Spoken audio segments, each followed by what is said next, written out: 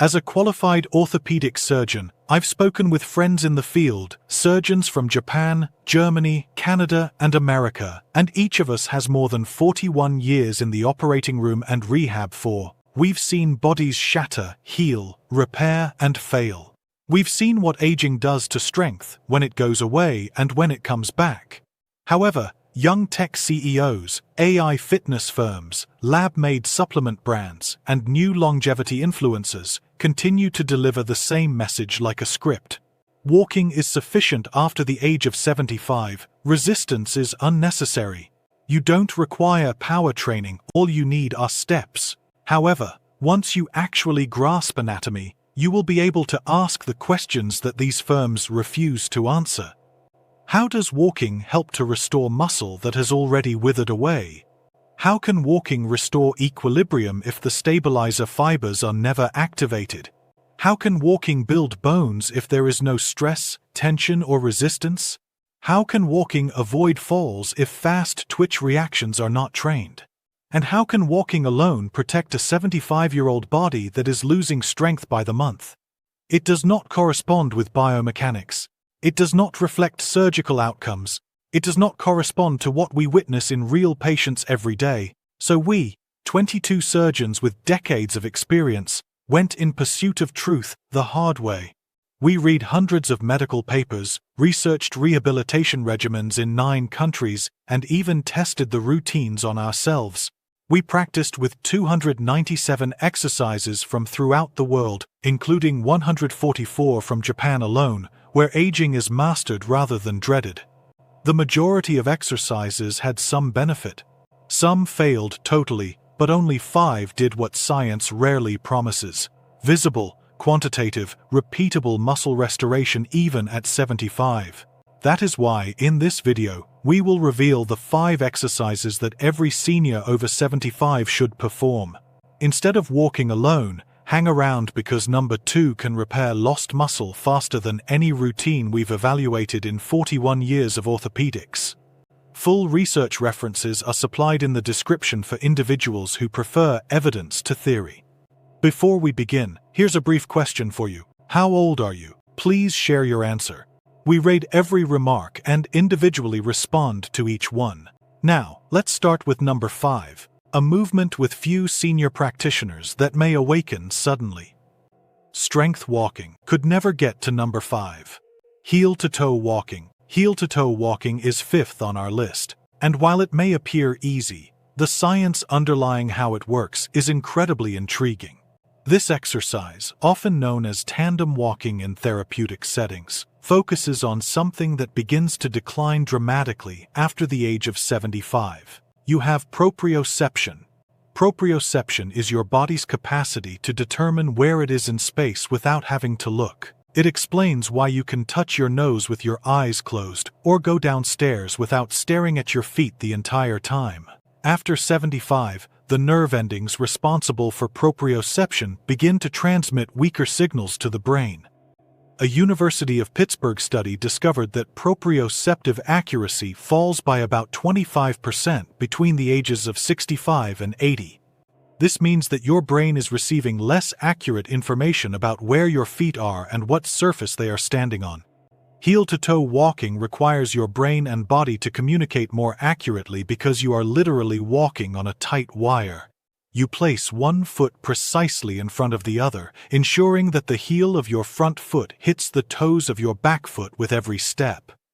This small base of support forces your nervous system to work overtime to keep you balanced. To get the most out of this exercise, start near a wall or countertop so you can reach for it if necessary. Standing erect with your shoulders back, choose a point about 15 feet front of you to focus on. Then start walking forward with each foot immediately in front of the other in the heel-to-toe rhythm. Take your time doing this. The goal is not speed, but accuracy and control. Aim for roughly 20 consecutive steps and attempt to do this twice a day. A research published in the Archives of Physical Medicine and Rehabilitation discovered that seniors who trained heel-to-toe walking for just 8 weeks improved their dynamic balance scores by 19%. Dynamic balance is required when you are actively moving through the world rather than simply standing motionless. The researchers also discovered that participants reported feeling more confidence when walking in crowded areas and on uneven surfaces. As you become more comfortable with this exercise, you can increase the difficulty by rotating your head from side to side while walking or closing your eyes for a few steps at a time. These progressions simulate real-world scenarios in which you may be distracted or the illumination is poor. The orthopedic expert suggests this exercise as a foundation because it retrains the link between your feet and your brain, something ordinary walking on flat surfaces cannot achieve. Now, let us go on to an activity that addresses an entirely other issue that arises beyond 75. Before we continue, if you've liked the video thus far, please like it so that other seniors can see it and subscribe. We have more effective senior health tips videos coming out every day, and you won't want to miss the next one. Number 4. Chair squats. The chair squat is number 4 on our list, and it tackles one of the most important indicators of an individual's ability to maintain independence as they age. The capacity to rise from a seated position without utilizing your hands. This may appear to be a simple concept, but research indicates otherwise. A well-known study called the Sitting-Rising Test, published in the European Journal of Preventive Cardiology, discovered that the capacity to sit and stand without help was directly associated to lifespan. People who struggled with this movement were 5 to 6 times more likely to die throughout the research period than those who did it comfortably. After 75, the muscles required for standing up from a chair, primarily your quadriceps and glutes, begin to lose bulk and strength at a rapid rate. This process is known as sarcopenia, and it accelerates dramatically in the late 1980s. A study published in the Journal of Gerontology discovered that around the age of 75, adults lose approximately 3% of their muscle strength per year. This comes up to an almost 15% loss in just 5 years. Chair squats are the most effective technique to combat this decrease since they replicate what you need to do thousands of times per day. Getting up from the toilet, getting out of your automobile, or standing up at the dinner table. The exercise is simple, but execution is crucial. Begin by sitting in a firm chair with your feet flat on the floor, about hip-width apart. Cross your arms across your chest or extend them straight in front of you. Then, lean forward slightly to put your weight over your feet and push through your heels to stand fully up. Pause at the top for a bit before carefully lowering yourself back down with control. The lowering part is where most of the muscle strengthening occurs, so don't just slump back into the chair.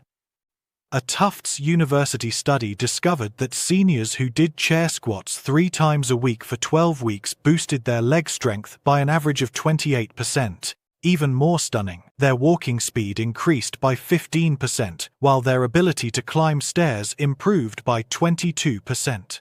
The orthopedic specialist says he frequently encounters patients who can walk normally but suffer greatly with sit-to-stand movements. These are the people who require grab bars everywhere or who avoid social situations because they are ashamed about needing assistance getting up. Aim for 2 to 3 sets of 10 chair squats per day.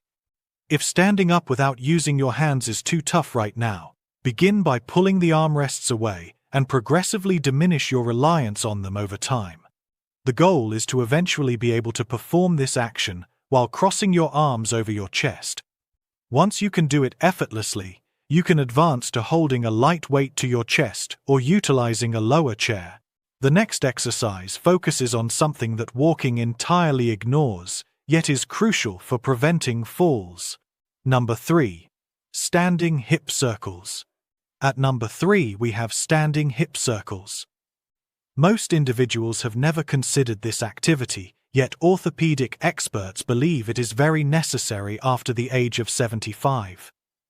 This movement focuses on hip mobility and the strength of the tiny stabilizer muscles that surround the hip joint. These muscles, as well as the hip joint's flexibility, help you to recover after a stumble or trip. When you lose your balance, your body reflexively moves to the side or rotates your leg to catch itself. If your hips are rigid and your stabilizer muscles are weak, your body will be unable to make these emergency corrections quickly. According to a study published in the Journal of Biomechanics, hip mobility dropped by 20% on average between the ages of 65 and 80, and this decrease was directly connected with an increased risk of falling. Another study from the University of Maryland discovered that weakness in the hip abductor muscles, which move your leg out to the side, was the single biggest predictor of falls in persons over 70, surpassing leg strength and balance test scores. Standing hip circles treat both of these difficulties simultaneously. You are moving the hip through its complete range of motion while also activating the stabilizer muscles to keep you balanced on one leg. To correctly complete this exercise, stand with one hand lightly touching a wall or a firm chair. Lift your outside leg, bringing your knee up toward your chest for balance.